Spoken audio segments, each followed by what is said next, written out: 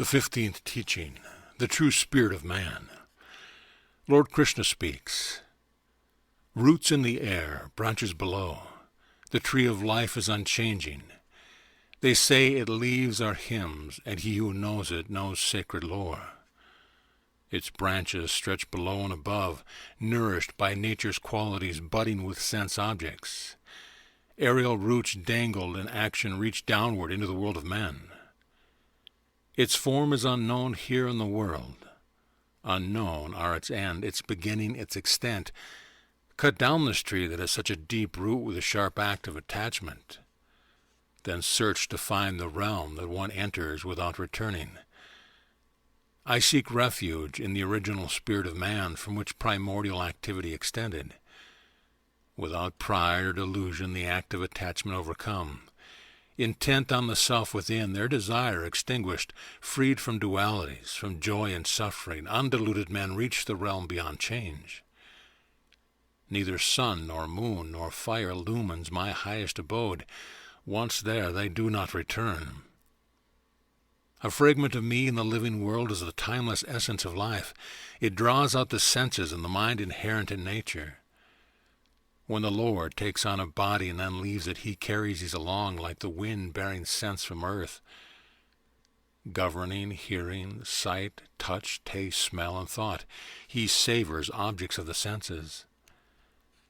Deluded men do not perceive him in departure or presence or enjoyment of nature's qualities, but the eyes of knowledge see him.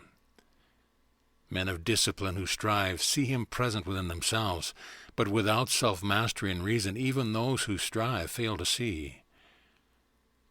Know that my brilliance, flaming in the sun, in the moon, and in fire, illumines this whole universe. I penetrate the earth and sustain creatures by my strength. Becoming soma, the liquid of moonlight, I nurture all healing herbs. I am the universal fire with the body of living beings. I work with the flow of vital breath to digest the foods that men consume. I dwell deep into the heart of everyone. Memory, knowledge, and reasoning comes from me. I am the object to be known through all sacred lore, and I am its knower, the creator of its final truth.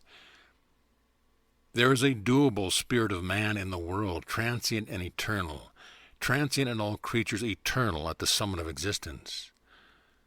Other is the supreme spirit of man, called the Supreme Self, the immutable Lord who enters and sustains the three worlds.